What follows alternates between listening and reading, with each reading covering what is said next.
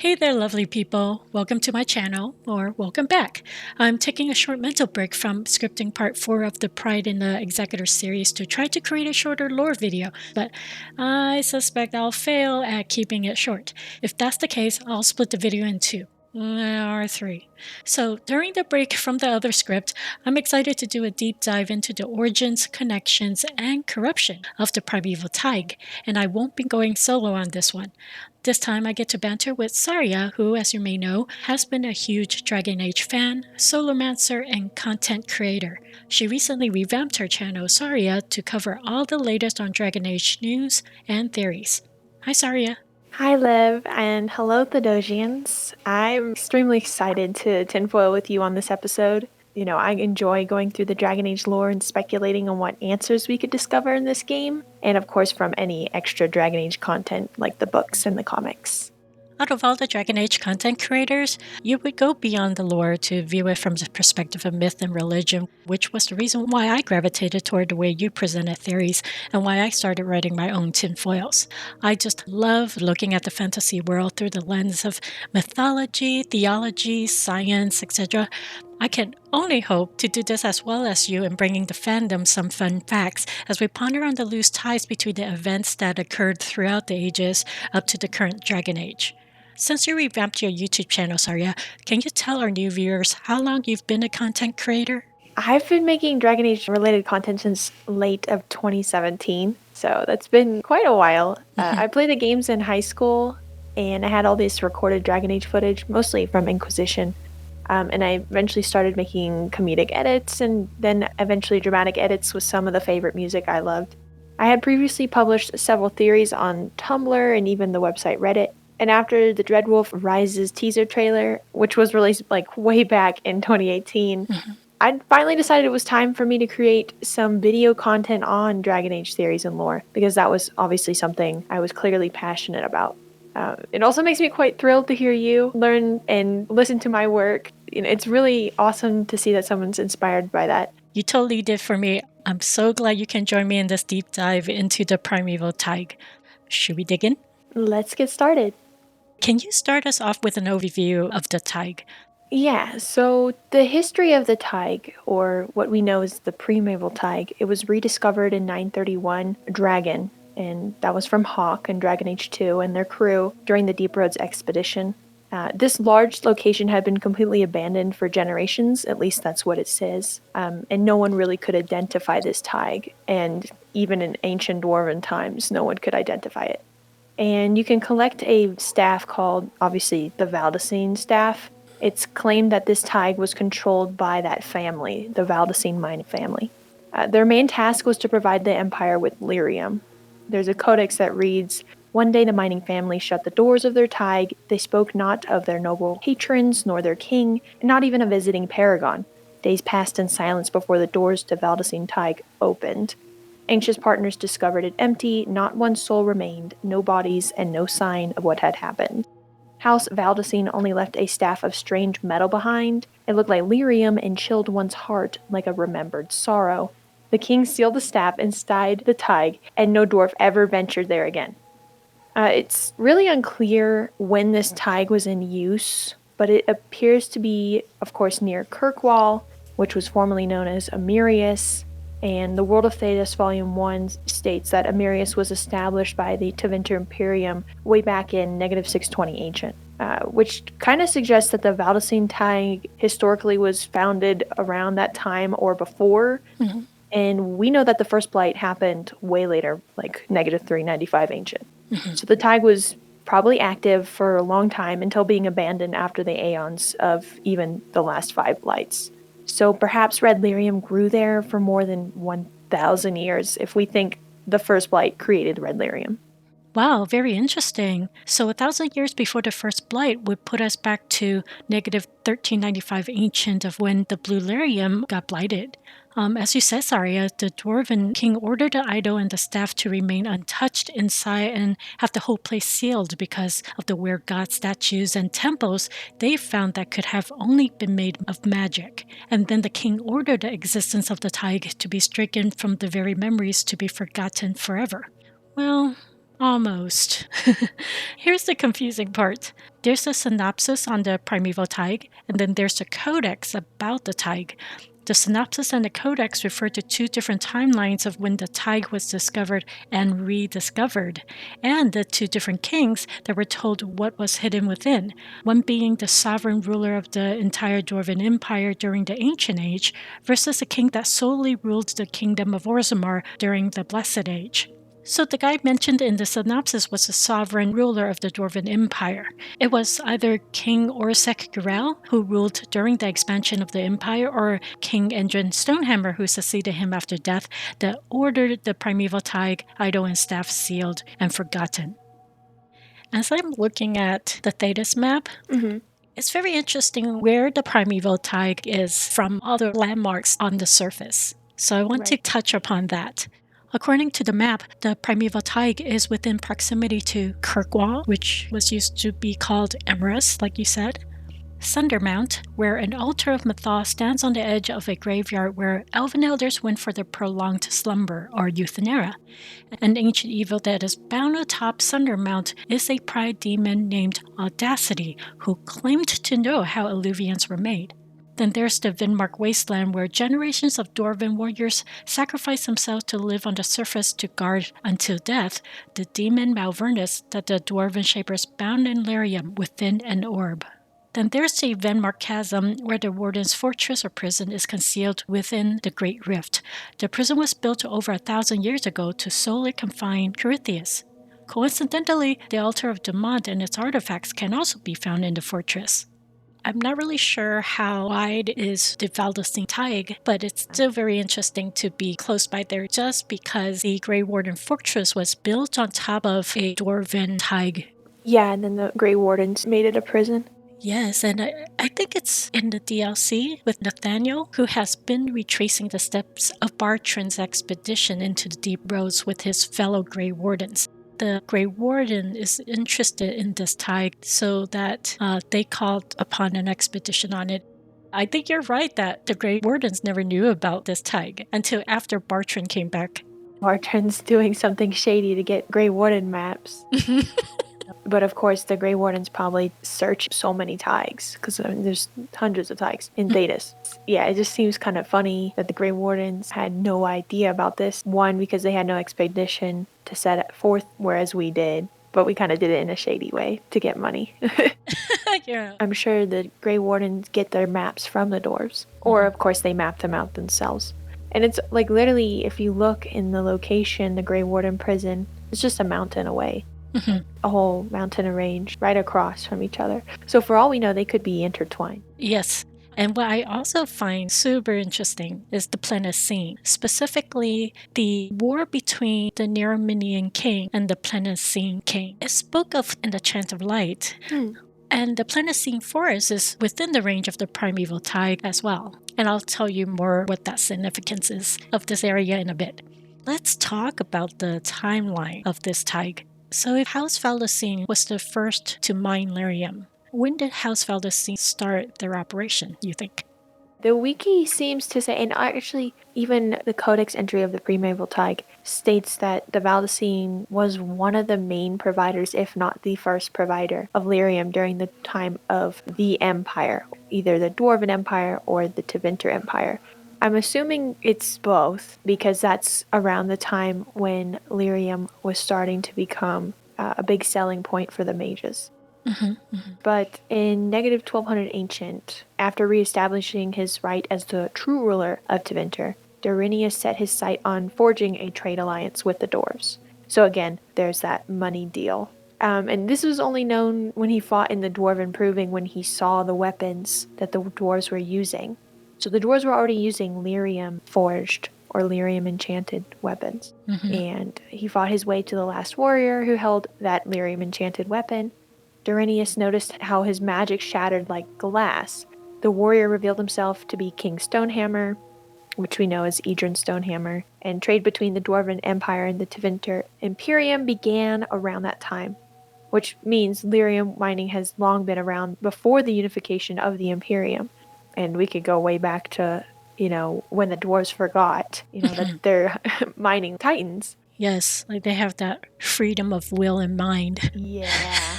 So they start mining there. You had a video touching upon this. I think everybody should go to Saria's channel and watch that video about the dwarves. Yep.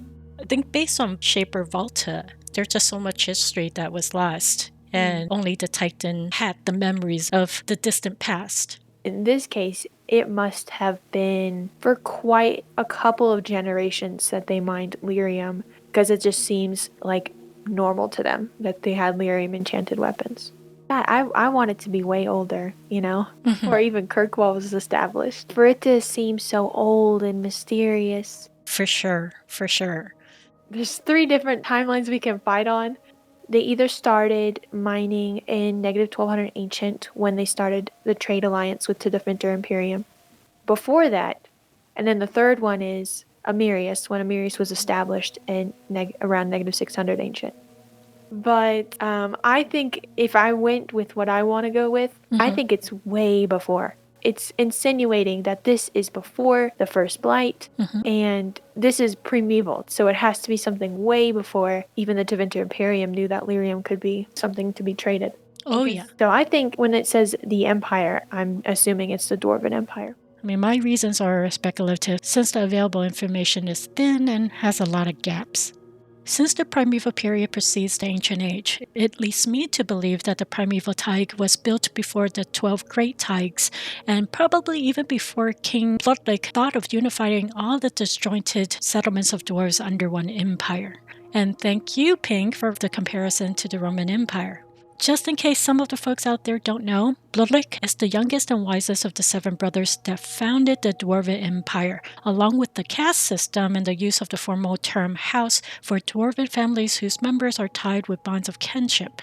According to Shaper Myrta in the Codex on Valdacine, it was in the Ancient Age before the Darkspawns that House Valdacine single-handedly kept the empire supplied with lyrium.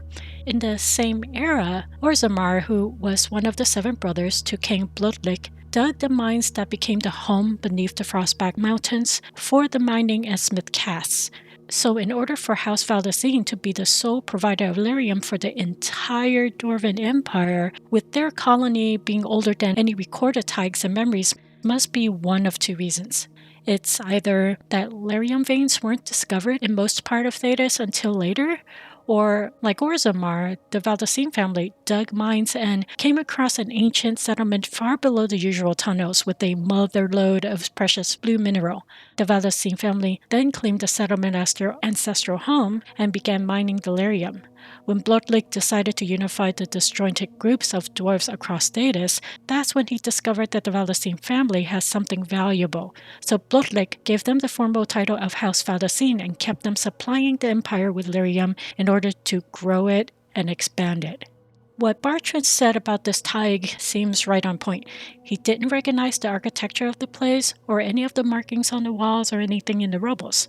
For the Primeval Thaig to not be known or listed as one of the Great Thaigs was likely due to being erased from memories in favor of preserving the Dwarven culture and beliefs as they currently know it. And Bartrand can attest to this fact because he even said that dwarves have been mired in tradition for many ages. Yeah, I mean, we're back to the argument of what started first. But in this case, with Bloodlake as well as all the ancient Great Thaigs of the Dwarven Empire, it leads me to believe that yes, the Primeval Thaig is way before, if not even in the structure of the Veil when it was created.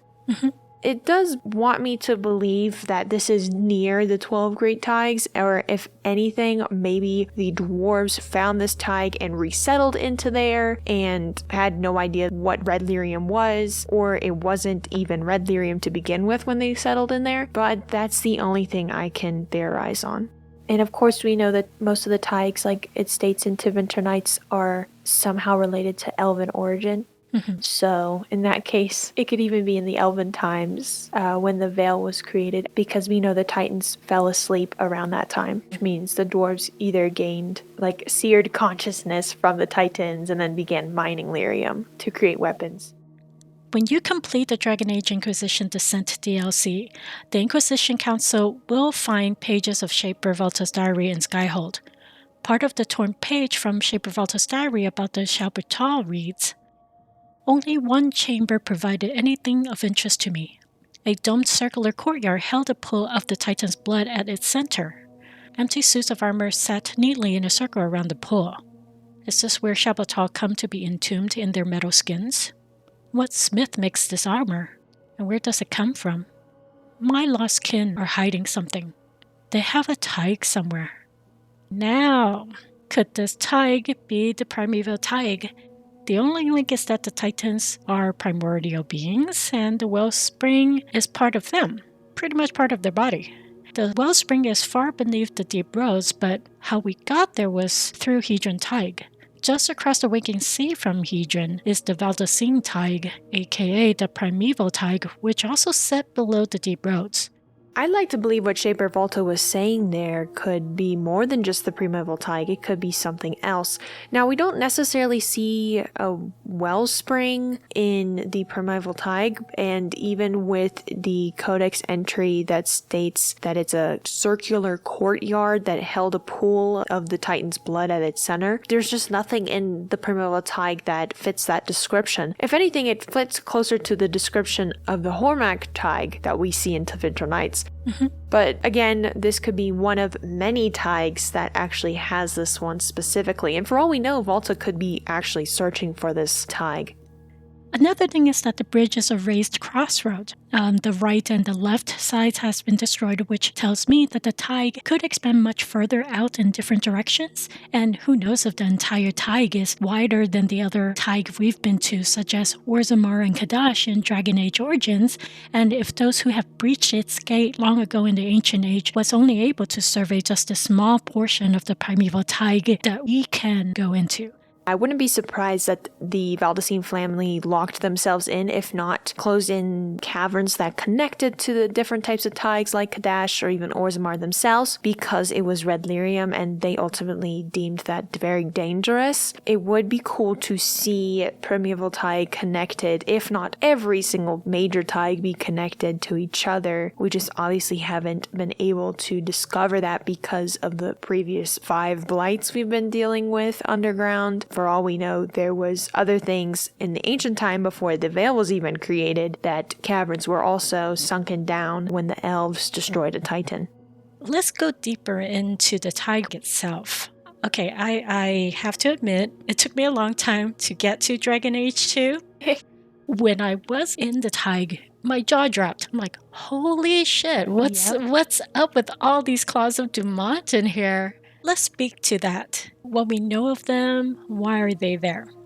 The people who broke through the gate to find the Thaig abandoned found statues and stuff was made by magic, as if they were worshipping a god and not paragons recounted by Shaper Murta.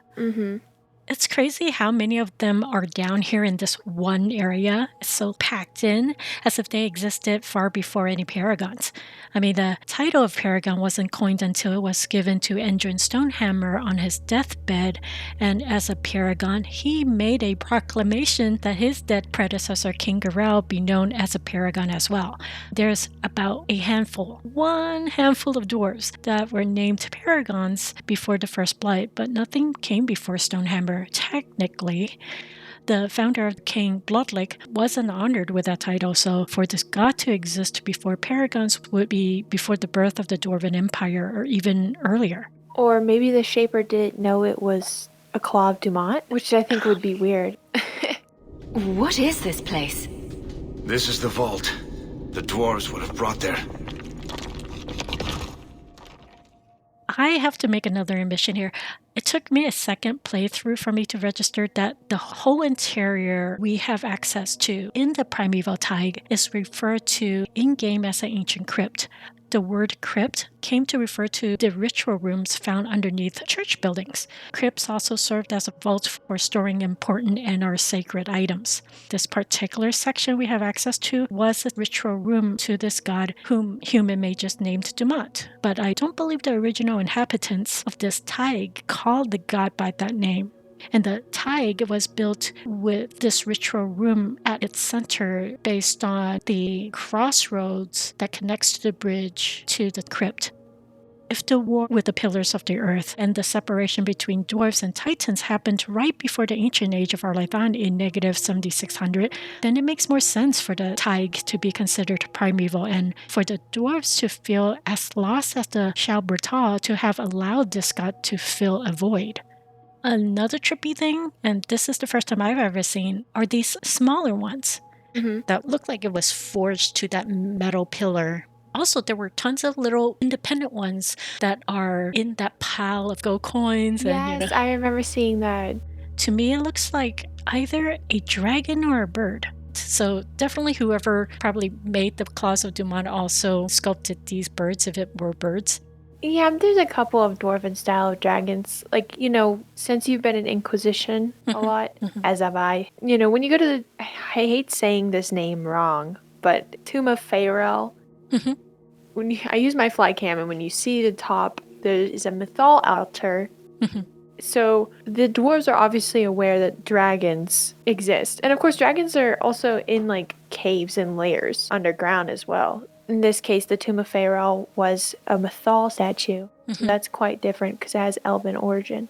But it is kind of weird to look at those bird or dragon sculptures that they have. That it kind of looks like a Claw of Dumat. It kind of doesn't because it looks different in its own way. The dwarves obviously have etched symbols or dragons on their weapons, and of course warned others of these creatures. So it is definitely possible that dwarves were creating a style of a dragon as an altar, or of course like a totem. I don't want to say like they're revered by the dwarves, but the dwarves definitely somehow look up to them, or this is just part of their culture. It's really it's just, like you said, weird to see these types of sculptures. We just talked about the Claws of Dumat. Again, it's not surprising to see these bird-like or dragon-like sculptures near the other Claws of Dumat. Dumat is known or worshipped as a dragon. But yes, it is definitely different than we've seen. And we see Claws of Dumat in Inquisition in the Fade. And I don't recall seeing any of those weird etched or sculpted dragons on those Claws of Dumat. So this one's definitely different. And I think, like I said, they're slightly different than the Tomb of Pharaoh, which just means that they're either... that's the thing, because it's a different engine. So it's like really hard to tell. Right. Right. It's like whether is it a specific Dwarven or Tevinter style, or is it because of the game engine and the the different modeling? Right. Sometimes I have to think about that in that way. But regardless, it still would make sense if it was Elven origin. We'll get down later to relate Dumat to Elven origin. But in this case, yeah, I believe it looks like a dragon. And of course, it has like a beak-like look to it. But yeah, dragons are one of the biggest things in Dragon Age, obviously. So it's very interesting to see these different types of altars. It's my suspicion that these primeval dwarves have revered and feared this god the same way the Shalbertal worshipped the Titan. As you're talking, it also dawned on me that another possibility is when Darinius? Right, started a trade with King Stonehammer. Because at that time, he hasn't quite expanded his rule just yet. Yeah. He's just in the process. So as he expanded, he could have worked with House Valdecine.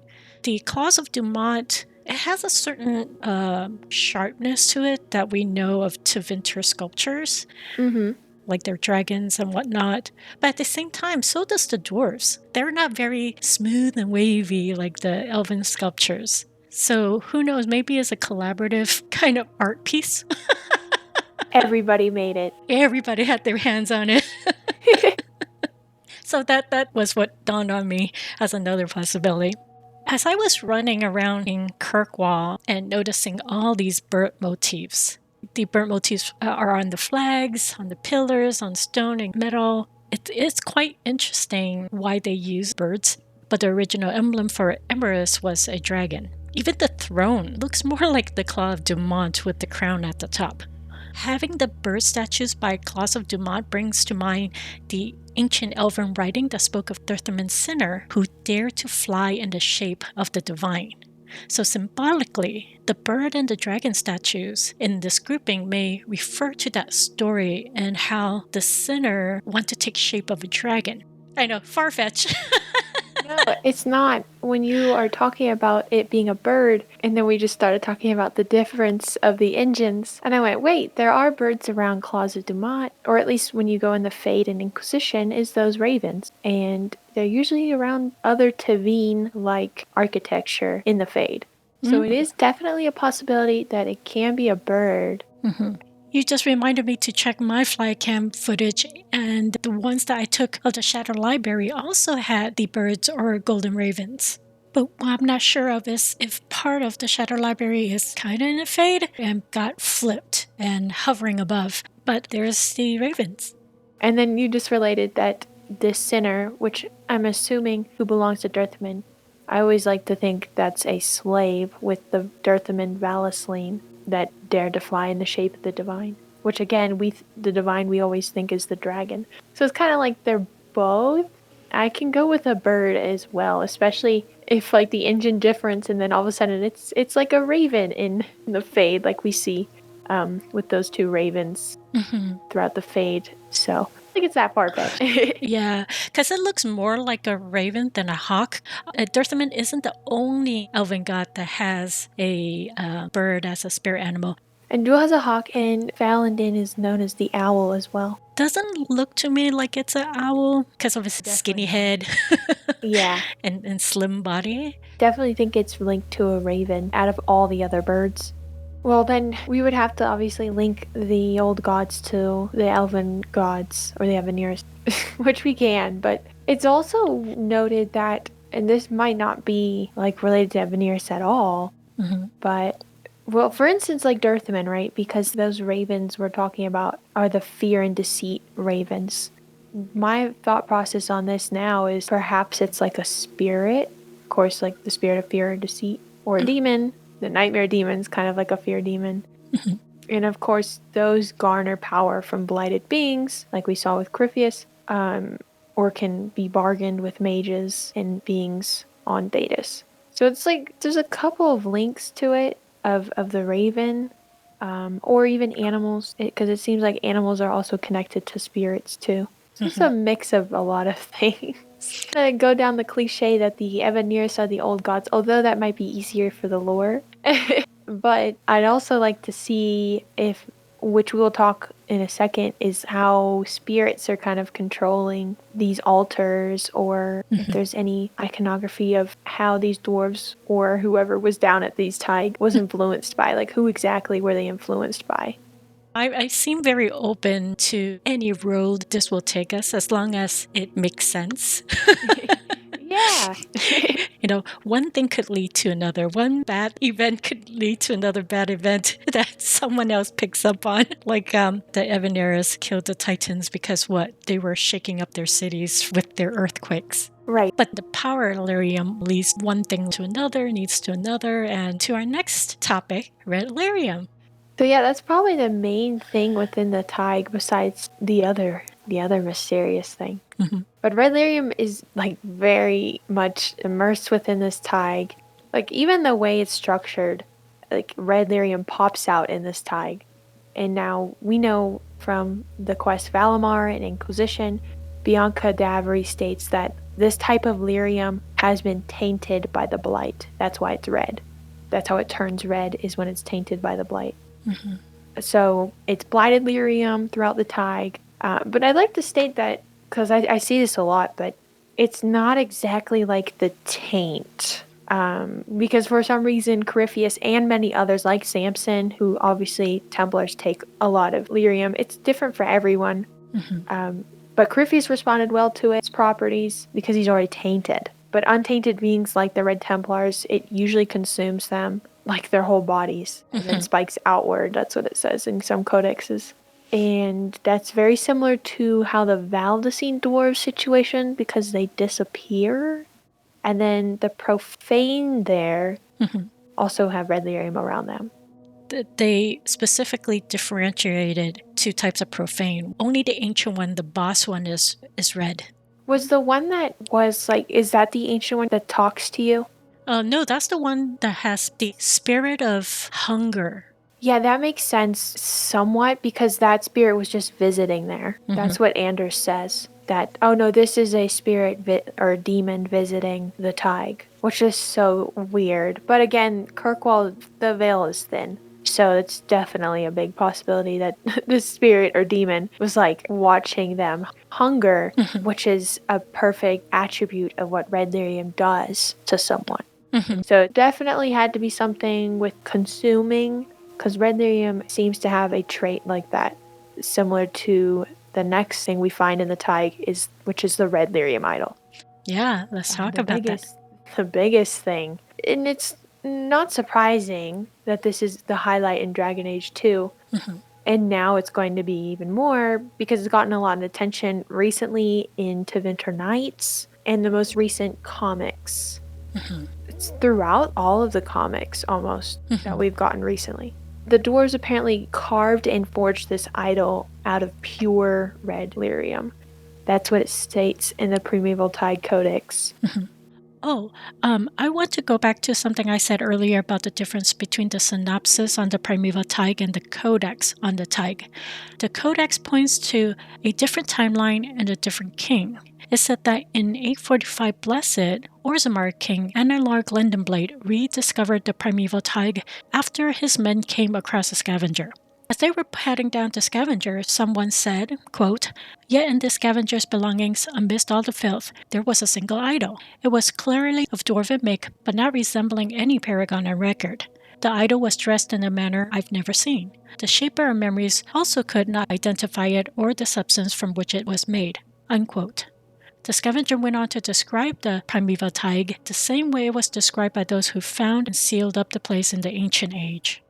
Even Bartrand said that he heard scavenger tales after the Third Blight, which means after the Tower's Age, so it's possible that one of the stories Bartrand heard could have come from the scavenger that found the place a century before him.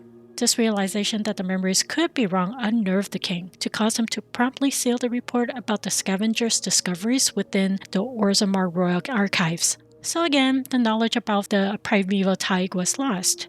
The Codex indicated that the king's men did not go searching for the Thaig due to the darkspawns, but then how did the red lyrium idol got put back for Hawk and the expedition team to find it a century later in 931 Dragon? I think there's a continuity issue in the writing, so I guess we'll have to suspend our disbelief that it just, got there miraculously. I would not be surprised that this is exactly what they were talking about, that they found the Thaig and then they left it because there was something up with it or it just didn't seem trustworthy. In this case, yeah, the king that was in the Blessed Age for the Dwarven Empire, that codex definitely reads that they saw the red lyrium idol. Like you said, it was clearly of Dwarven make, but not resembling any paragon on record, so they just didn't put it in the shaper of memories because it wasn't even there to begin with. But yeah, it took a long time for them to rediscover it, which leads to Bartrand and Hawk's crew, who discover it back in 931 Dragon. There's also another aspect that it's not really clear that if the idol was a remnant the dwarves recovered, or if the dwarves who owned the Thaig made it, like the Valdecine dwarves. Right. And of course, I stated before, but those same Thaigs were known to have elven origin. So it's not surprising that this idol, which looks like a thin three figures, but they're very thin, which it states that in Winter Nights.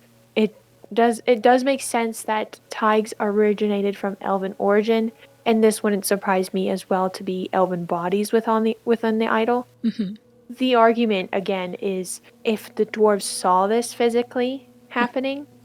Or if they merely saw vision. I mean, that's what I can't get my head wrapped around yet. Because they obviously forged it. Yeah. But, like, where did they get this information from? Like, it even says from the Shaper, like, this is not a paragon. This is nothing related to any dwarven culture. Right, and where would they get magic from? But, This is something we're going to talk about if the dwarves in the Veldesine Thaig were whispered to construct these statues of Dumat and the ravens, if it is a raven, and even the lyrium idol. Yeah, that's the big argument of the idol, is like when and how did it get forged? And perhaps was it even regular lyrium? I doubt that because of how they just state it's pure red lyrium. That would just, it seems like there's something more. And there's also something that the idol could also be touched with. But these are the characteristics that the idol throughout all the extra Dragon Age content seems to provide. First of all, it mind controls whoever possesses it long enough. We saw that immediately with Bartrand when he closes the door on us. And then, of course, when we go to his mansion, he made his servants eat red lyrium. And then he states that he gave it to someone whose heart turned cold, which we know that's Meredith later on. He's such a bastard. I know. Shady. Shady. And then the other characteristic that seems to be very highlighted throughout the most recent things, like To Winter Nights, the Dreadwolf Thaig short story, is that it turns and forges into a weapon. And now, of course, we saw that with the sword certainty. So the easiest way to explain it so far, it seems, is that it shapeshifts into a weapon. It seems different for people, because in Dreadwolf Thaig short story, it's a different person and it turns into a ritual blade dagger. Of course, Meredith, it turns into a two-wielded sword. Seems like it shapeshifts to whatever characteristic that person has. So it's one or two things. It's a ritual blade, or it shapeshifts to whoever's wielding it. I don't know, there's like a lot of plot holes. Right. It's like, how is that even possible? Which is why I mentioned the weapon thing first about shapeshifting. Because for what it seems if it consumes someone, which again, it's a characteristic for red lyrium, that it's within Meredith's chest, links to how it shapeshifts, and it kind of shows the danger of that idol. In my mind, I keep thinking that, she stuck the red lyrium to make it a red sword that gave her these extra abilities to leap and make those statues come to life. But then, and when it said that, the lyrium idol is in her chest now, it's like, huh? It literally moved from the sword into her as if a solid item turned into liquid that her skin absorbed. I didn't add this, but it is defined as liquid too. Or like when you hold it, it has like a liquid sound as well. Like I said, best way I can explain it to people is that it definitely shapeshifts. Now, of course, I could say, like I've stated in my video, it could be a retcon. But now we have to base it off of not being one. So in this case, it shapeshifts or liquidizes it back to its shape. And then, of course, they retrieve that in the Dreadwolf Thaig short story. This is why I think it is one of the most threatening artifacts we've seen besides the orb. Now, the Dreadwolf Thaig short story does state the idol is the Dreadwolf's. However, there is a codex in the Jaws of Hakon DLC that raised my eyebrows when I started doing theories about this idol, that there is a potential that this idol could be a weapon against the Dreadwolf. The codex entry, it's a bunch of stanzas. You get these codexes throughout, what's it called? What is that land called? It was the Frostback Basin? Yes, in the Frostback Basin, you can find codex entries of Ameridan's old allies and their stories. This one was based off of the Templar, but it states that Ameridan and I believe it's Heron the Templar were fighting this being. And the being sounds exactly what the Dreadwolf is. So it says in stanza 6, and it's called Hunt of the Fell Wolf. And it's interesting to hear that the former Inquisitor and the Templar fought this. The stanza goes on that it states this wolf cannot be defeated by any normal means, but they keep comparing it to a demon and a wolf. And the only thing that seemed to work was using a fade-touched idol the hero found within the winding labyrinth of a cave. So the wounded knight in darkness found within the cavern's gloom an idol of fade-touched stone, which could prove the monster's doom. Now, found within the cavern's gloom an idol of fade-touched stone. Could that be the Primeval Thaig? Exactly. there can't be a mistake. It's way too coincidental. So the other characteristic which makes sense in the Dreadwolf Takey short story that I didn't jot down, is that it's Fade touched, or it relates to the Fade, which makes sense if the Dreadwolf's calling it his, because the Dreadwolf obviously occupies the Fade for right now. It was once said that lyrium can be found also in the Fade, so Fade touchstone could also mean lyrium. That's a good point. I never even thought about that. And it does make sense because this idol obviously has magical properties. Because like you just stated, Meredith started activating these Tevinter Eidolons to try to defeat Hawk. So it is interesting that maybe this idol might be able to defeat Solus in Dragon Age. And the whole point of the idol existence, it poses a threat in all of Thedas. Not just the Dreadwolf. Anybody who consumes it. Or even uses it is in significant danger than someone who isn't. And it's way different than the artifact of the orb. Solus also states perhaps magic corrupted lyrium. So there is a significance that magic can affect lyrium itself, which we know was blight. Corypheus was blighted, the wardens around him. What mage wardens were all using the ritual for Divine Justinia. Speaking about Ritual Blade, I found this coincidental, where when Hawk reached the altar of Dumat, it requests 4 items, and one of them happens to be a dagger. And we know that the Red Lyrium idol becomes a dagger when the mage and the Mortalitasi were performing the blood ritual. It was after the mage slashes the slaves that he brought to get their blood to pour out and onto the floor. I think they maybe wrote a sigil down or something like that. Then he held up the idol and the blade comes out from where the tendrils are. Yeah, it even states that in the Closet Dumat Codex with Corypheus, with the blade, but slightly, just stating that he used a blade to cut the skin to make his own blood offering. Because we're talking about the claws of Dumat being in the Primeval Thaig, the worship of Dumat and the relationship with the dagger is quite symbolic. It's looking like we're going to go over time with our discussion, but we still have so much to cover. So I'm going to cut this here and for us to pick up where we left off in the next video. Please come back to join me and Saria for more tinfoiling on the origins, connections, and corruption of the Primeval Thaig.